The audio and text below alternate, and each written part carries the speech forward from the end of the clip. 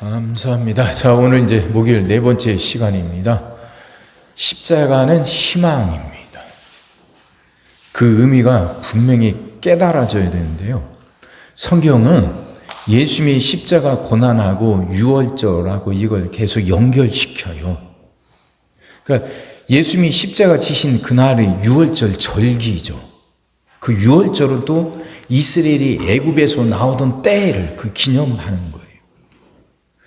430년 동안 종살이 했던 사람들이에요. 그러니 그 세월이 어땠는가 한번 상상을 해보세요.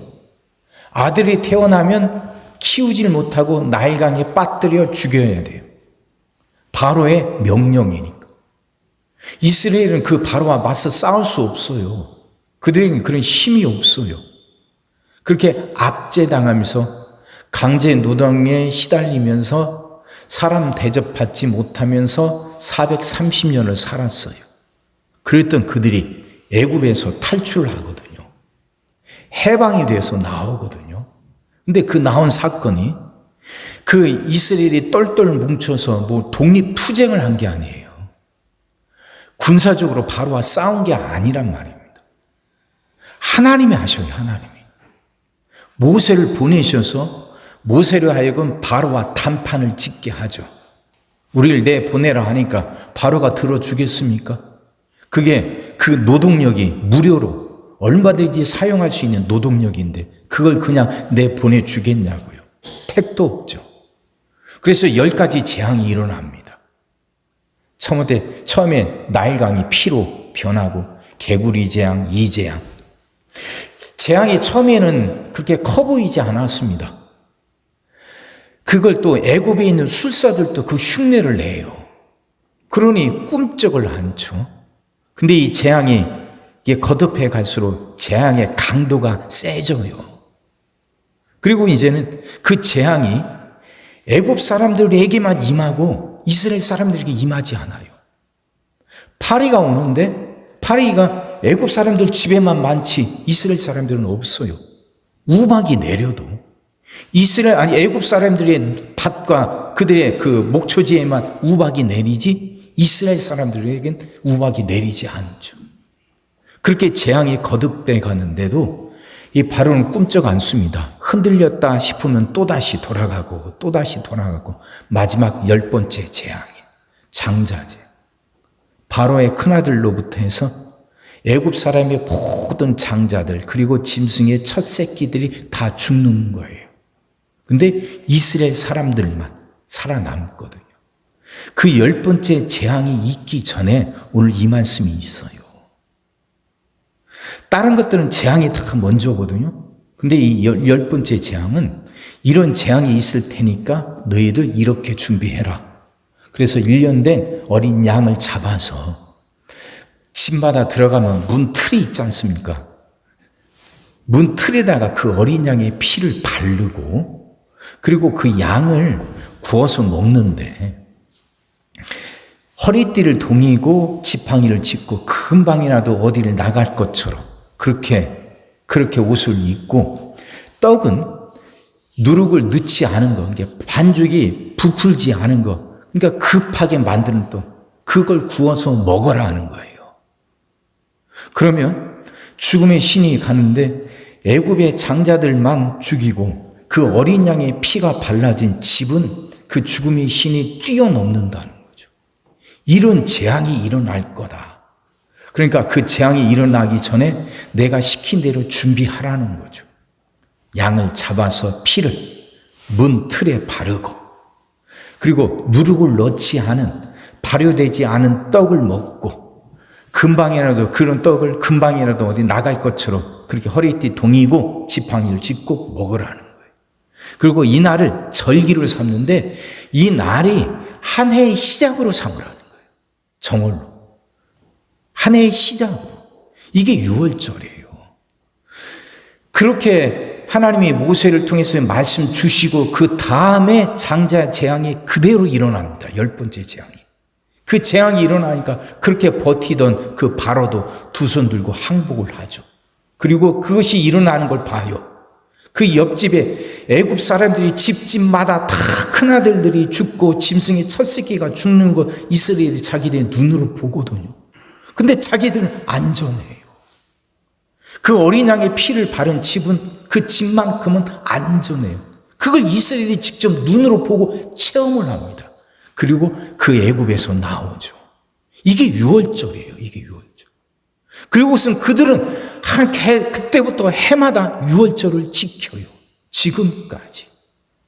그러니까 하나님이 그들을 구원하셨던 걸 기념하는 거예요. 이 사건하고 예수님의 십자가 사건이 그대로 똑같이 이게 동일하게 적용이 된다니까요. 그러니까 그때 어린 양의 피는 이스라엘을 애굽에서부터 건져내는 힘이었죠. 물론 그 피에 힘이 있는 게 아니라 하나님이 그렇게 역사하신 거죠. 근데 이 의미가, 그러니까 출애굽 사건, 그 유월절은 이스라엘 민족 안에서만 일어나는 사건이죠.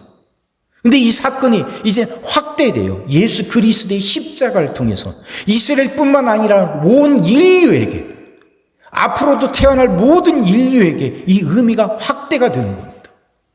그러니까 출애굽이 일어났던 그 사건은 이스라엘 사람들만 애굽에서 나온 거예요. 자유를 얻게 된 거예요. 애굽의 압제로부터 해방이 돼서 자유를 얻게 된 사건인데, 이 사건이 예수님의 십자가 사건에선 온 인류를 향한 사건으로 확대된다니까요. 이제는 그 애굽이 아닌 죄를 말하는 거죠. 우리를 올가매고 있는 모든 죄로부터 그 모든 인류들이 구원을 받고 해방을 받았다는 거예요. 이게 십자가 사건인 거예요. 그러니까 이 사건은 믿는 사람들 안에서 역사하는 거죠. 우린 그걸 믿는다는 거예요. 예수님의 십자가에서 흘리신 피가 이스라엘이 그 애굽에서 나올 때 그들을 죽음의 신으로부터 구원해 줬던 그 문 틀에 발랐던 그 어린 양의 피처럼 이 예수님의 피가 우리를 죄로부터 우리를 건져냈다는 거죠. 죄로부터 우리를 해방시켰다는 거예요. 이렇게 이걸 영적으로 믿는 거예요. 이게 믿는 거예요. 이게 교회를 다닌다는 거, 하나님을 믿는다는 거. 그래서 예수님이 십자가에 죽으시고 3일 만에 부활하셨다는 걸 믿는다는 의미가 바로 이 유월절이라는 게 우리에게도 영적으로 해석이 돼서 이스라엘 민족만이 아니라 모든 인류를 향한 사건으로 확대됐고, 그걸 믿는 순간 나도 이스라엘이 그 애굽에서 나왔던 것처럼 해방되었던 것처럼 나도 죄로부터 해방됐다는 것, 이걸 믿는 거예요. 근데 이 믿음이, 그래서 이 믿음의 사건을 이스라엘이 해마다 유월절을 기념하듯이 우리도 해마다 이 기걸 지키고 이 고난주간을 지키는 거예요. 그러면서 그 의미를 들려주고 또 들려주고 또 들려주는 거죠. 이스라엘은 그 유월절 절기를 해마다 지키면서 그 집안의 어른이 식구들에게 그 얘기를 해주고 또 해주고 또 해줘요.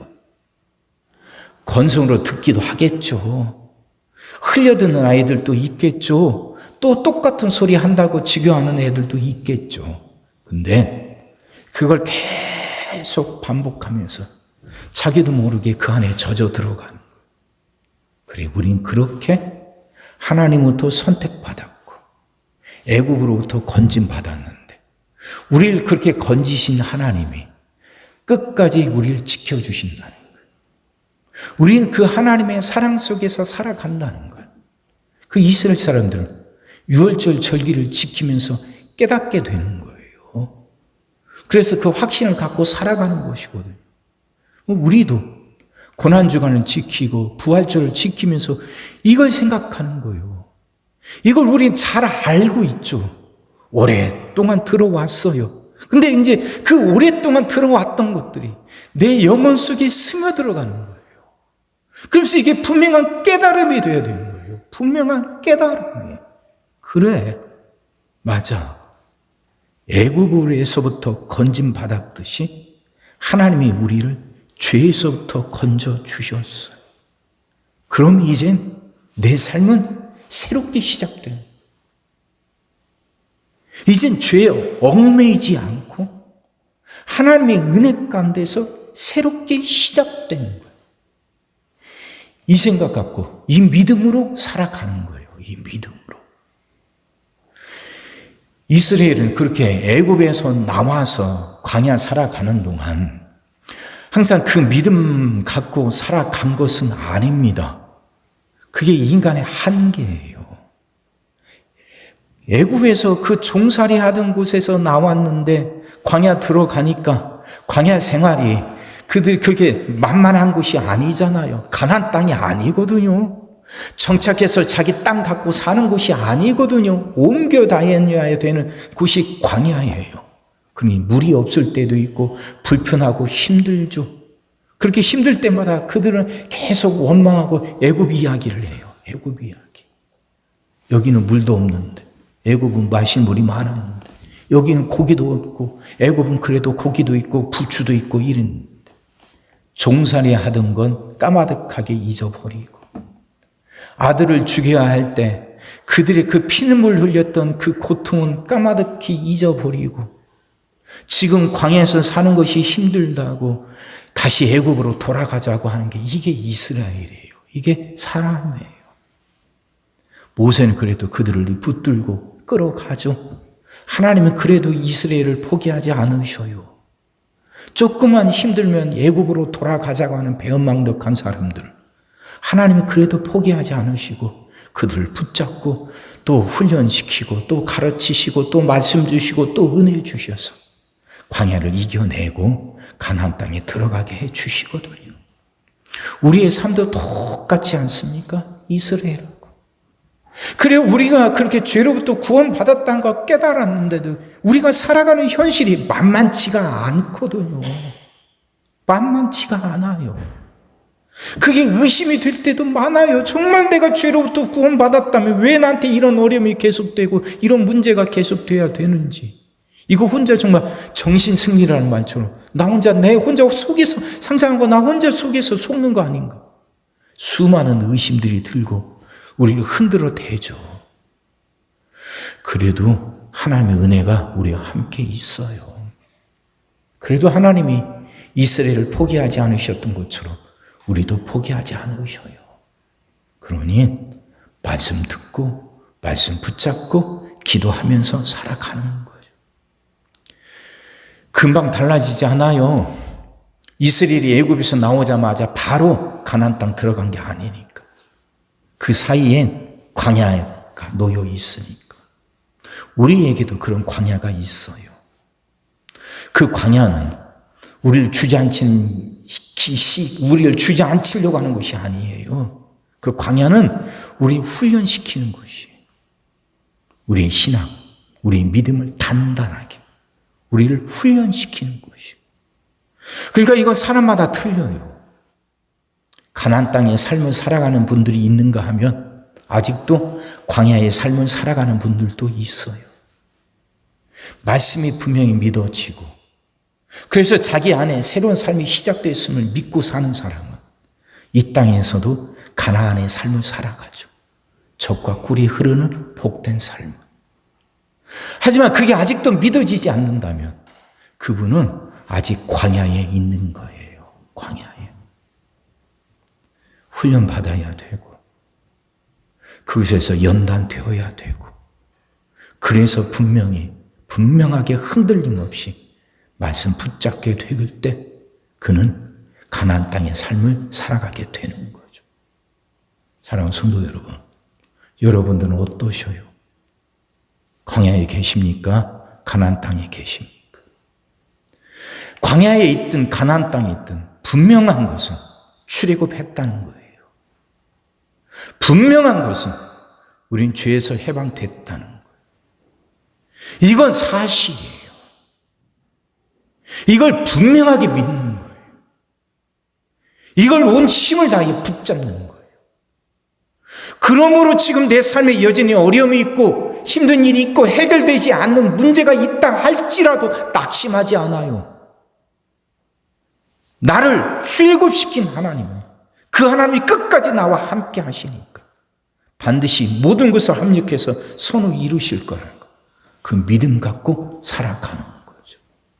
고난 앞에서도 무릎 꿇지 않아요. 여전히 말씀 붙잡고 기도하고 좋아질 날을 꿈꾸면서 하루하루 기쁨으로 살아가요. 이게 믿음이에요. 이것이 믿는 거예요. 사랑하는 성도 여러분, 그렇게 살아갑시다. 우린 출애굽했어요. 예수님의 보혈이 우리를 죄로부터 건져냈고 우리에겐 새로운 삶이 시작이 됐어요. 지금 내가 가나안 땅에 있든 광야에 있든 새로운 삶은 이미 시작이 됐어요. 그럼 그걸 믿고 광야의 삶을 끝내고 가나안 땅의 삶을 살아가야죠. 그럴 수 있도록 믿음 달라고 기도합시다. 그렇게 가나안의 삶을 살아갈 수 있도록 젖과 꿀이 흐르는 복된 삶을 살아갈 수 있도록 하나님 나를 붙잡으시고 믿음을 달라고. 그렇게 하나님 주신 믿음으로 젖과 꿀이 흐르는 가나안의 복된 삶을 살아가는 여러분 다 되시기를 주의 이름으로 축원합니다. 기도하겠습니다. 사랑의 주님, 말씀이 이해가 되게 하시고 깨달아지게 하시고 은혜가 되게 하여 주시옵소서. 이스라엘이 애굽에서 나왔듯이 우리는 예수님의 피값으로 죄로부터 해방되었음을 분명히 이제는 깨닫게 하시고 믿게 하여 주옵소서. 그래서 우리의 삶이 이미 새롭게 시작이 되었음을 알게 하여 주시사 이젠 가나안의 삶을 살아가는 우리들 되게 하여 주옵소서. 이스라엘은 애굽에서 나왔음에도 불구하고 광야 생활 동안 수도 없이 시시때때로 의심하며 그들은 주저앉으며 애굽으로 돌아가자고 했습니다. 하지만 하나님은 그런 이스라엘을 포기하지 않으시고 끝까지 붙잡으셔서 결국 가나안 땅으로 인도해 주셨습니다. 그 하나님이 우리와도 함께 해 주실 줄 믿습니다. 우리도 연약해서 우리가 죄로부터 벗어났음을 의심할 때가 많습니다. 그래서 우리 안에도 원망, 불평이 사라지지 않을 때도 많습니다. 하나님, 이스라엘을 긍휼히 여기셨듯이 우리를 긍휼히 여겨 주옵소서. 우리 또한 긍휼히 여기시사 우리의 믿음 없음을 용서하여 주옵시고 우리에게 강하고 굳센 믿음을 허락하여 주옵소서. 그래서 광야 생활 마치고 가나안의 삶을 살아가는 우리들 되게 하여 주옵소서. 믿음을 더하여 주옵시고 은혜를 내리워 주시옵소서. 하나님, 우리 전주신일교회 모든 성도들이 그 믿음으로 은혜롭고 복되게 살아가게 하여 주옵소서. 질병을 이겨내게 하시고 물질의 어려움을 극복하게 하시고 수많은 문제들을 해결하며 승리하며 살아가게 하여 주시옵소서.